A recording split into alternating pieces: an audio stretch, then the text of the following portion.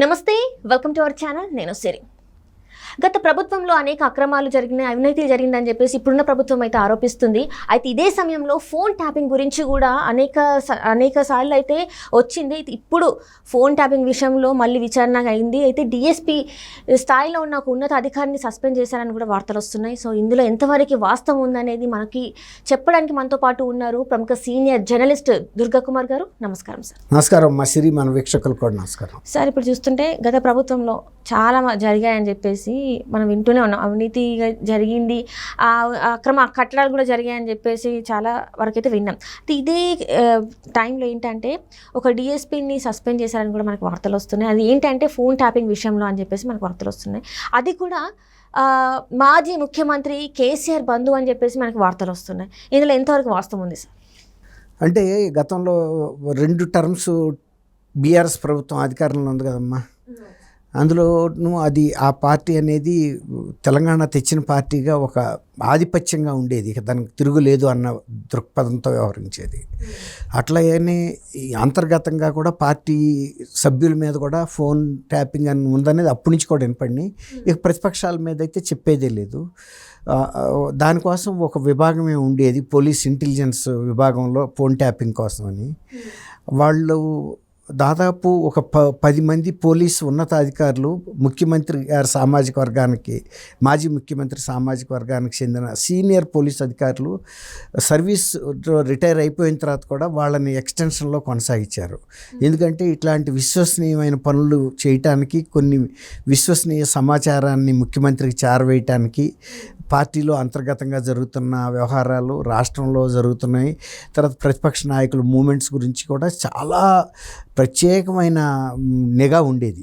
అందులో సందేహం లేదు.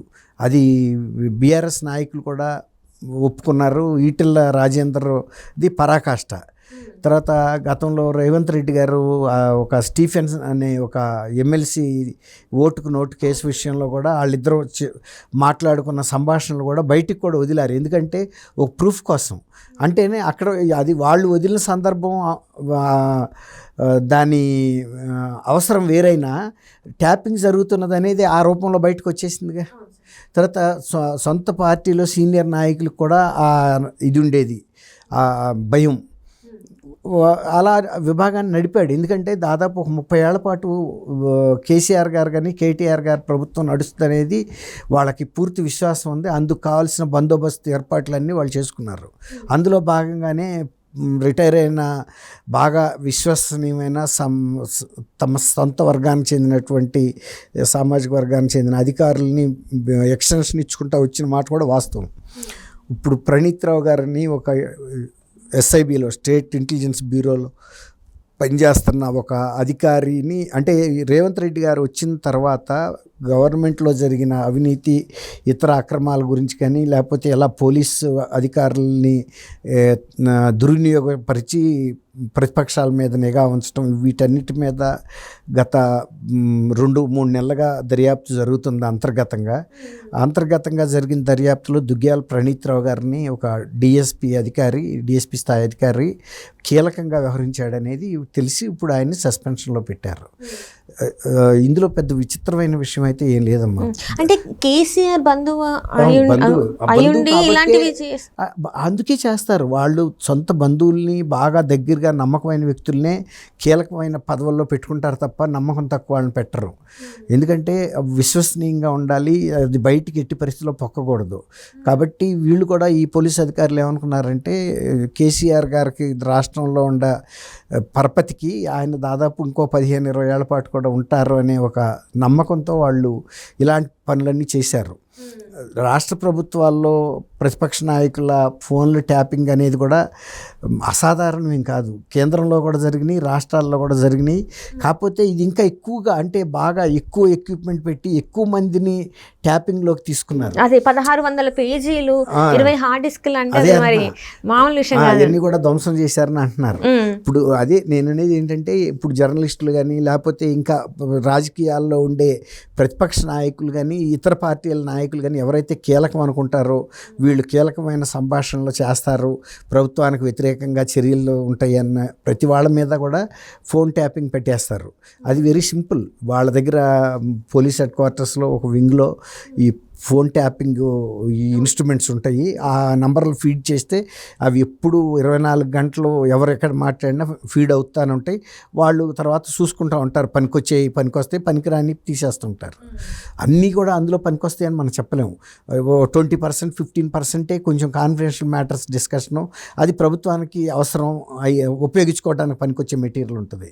ఆ మిగిలిన 85% హస్క్, అంటే ఒక దంపుడే, బియ్యం ఉండవు. ఆ బియ్యం ఉండేది కొద్దిగా. అట్లాగే ఇప్పుడు ఈ దీని మీద దృష్టి పెట్టాడు రేవంత్ రెడ్డి గారు, ఎందుకంటే ఆయన స్వయంగా బాధితుడు ఈ ఫోన్ ట్యాపింగ్లో. ఆయన ఆ రోజు అరెస్ట్ చేయటం, జైలుకి పంపటం ఇవన్నీ జరిగినాయి.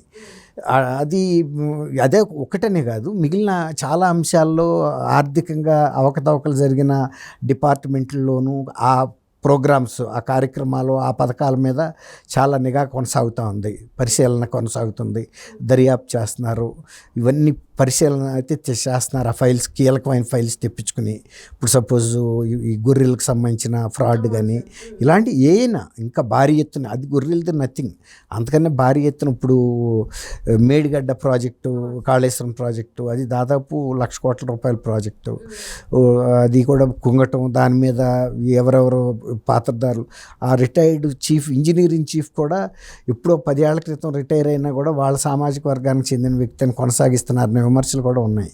ఆయనే మళ్ళీ మొన్న ప్రతిపక్షాల వాళ్ళకి కూడా పవర్ పాయింట్ ప్రజెంటేషన్ చూపించాడంట. ఆ తర్వాత ఈయన్ని పెడితే లాభం లేదు, తను చేసిన నిర్ణయం తనే తప్పని చెప్పుకోలేడు కదా. ఇప్పుడు తను ఉన్నంత వరకు సమర్థించుకుంటాడు. ఇప్పుడు ఆయన కూడా రేపు బాధితుడు అవుతాడు కదా, ఒకవేళ కనుక ఇందులో తప్పులు దొరినాయి అని చెప్తే. కాబట్టి ఇవన్నీ కూడా ఈ ప్రభుత్వం, ముఖ్యంగా నీటిపారుదల శాఖ మంత్రి ఉత్తమ్ కుమార్ రెడ్డి గారు కానీ, తర్వాత కోమటిరెడ్డి వెంకటరెడ్డి గారు కానీ, వీళ్ళంతా senior ministers, plus Revanth Reddy గారు, వీళ్ళంతా కూడా ప్రత్యేకమైన నిఘా పెట్టి, అంటే ముఖ్యమైన అంశాల మీద చాలా జరుగుతాయి గవర్నమెంట్లో, కొన్ని 100,000. అవన్నీ కాదు, బాగా ప్రజల సొమ్ము ఎక్కడ దుర్వినియోగం అయింది, ఎక్కడ అధికార దుర్వినియోగం అయింది, ఎక్కడ వాళ్ళకి సంబంధించిన కార్యకర్తలకో నాయకులకో తోసిపెట్టిన సందర్భాలు ఉన్నాయి. అలాగే భూ ఆక్రమణలు ఎవరు ఎక్కువ చేసినా కానీ ఎవరు పట్టించుకోకుండా ఉన్నారు, దాని వలన ఎవరు లబ్ధి పొందారు, ఏ సర్వే నెంబర్లో జరిగింది, ఇవన్నీ కూడా అంతర్గతంగా స్కానింగ్ జరుగుతూ ఉందమ్మా. ఇప్పుడు కంప్యూటర్ కనుక ఆఫ్ చేసినా కానీ కొంత పని చేస్తూ ఉంటుంది అంటారు. అట్లా మొత్తం ప్రభుత్వ యంత్రాంగంలో ఈ స్కానింగ్ అనేది అన్ని విభాగాల్లోనూ జరుగుతుంది. అందులో ఒక్కొక్కటి ఇప్పుడు బయటకు వస్తున్నాయి. సో దీని తర్వాత అంటే ఎలాంటి చర్యలు ఉంటాయి సార్? ఇలా మంచి మాట అమ్మా. ఇప్పుడు ఈ పూర్తి కనుక దర్యాప్తు పూర్తి అయిన తర్వాత వీళ్ళ మీద ఎక్సెస్గా బిహేవ్ చేసినట్టు చేసిన రుజువులు కూడా అదే పోలీస్ డిపార్ట్మెంట్ వాళ్ళే అందిస్తారు. ఇప్పుడు పవర్, అధికారం మారిపోయింది కదమ్మా. ఆ రోజు అధికారం బాగా వెలగబెట్టిన వాళ్ళు ఇవాళ విక్టిమ్స్ అవుతారు. ఆ రోజు ఎవరైతే వాళ్ళ టైంలో లూప్ లైన్లో ఉన్నారో వాళ్ళని ప్రధాన పాత్రలో పెట్టినప్పుడు వాళ్ళకి లోన అసూయ ఉంటుంది కదా, గతంలో వీళ్ళు మన మీద పెత్తనం చేశారు, ఇట్లా అధికార దుర్వినియోగం చేశారు, మన లూప్ లైన్లో పెట్టారని. వాళ్ళే ఈ ఎవిడెన్సెస్ అన్నీ కూడా ఈ గవర్నమెంట్కి ఇస్తారు. గవర్నమెంట్కి ఇచ్చినప్పుడు ఆటోమేటిక్గా వాళ్ళు కోర్టులకి సమర్పిస్తారు. ఈ సస్పెన్షన్లు ఇవన్నీ జరుగుతాయి. ఇంకా ఇది టిప్ ఆఫ్ ద ఐస్బర్గే, ఓన్లీ శిఖరాగ్ర భాగమే, ఇంకా కింద చాలా ఉంది పర్వతం. అవన్నీ కూడా బయటకు వస్తాయి. ఇంకా 5 ఏళ్ళు ఉంది. అందులో ఇప్పుడు జగన్మోహన్, ఈయన రేవంత్ రెడ్డి గారు కూడా ఏదో త్వరగా కక్ష సాధింపు చేసి మెడల్ చేసుకోవాలని అనుకోవట్లేదు.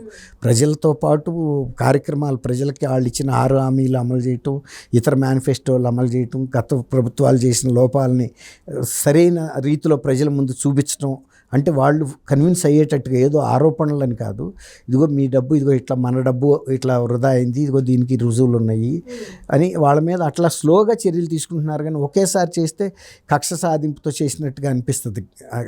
అట్లా చాలా ఒక స్ట్రాటజికల్గా వెళ్తున్నారమ్మా. Right sir, thank you so much. Thank you అమ్మా. మన వీక్షకులకు కూడా నమస్తే.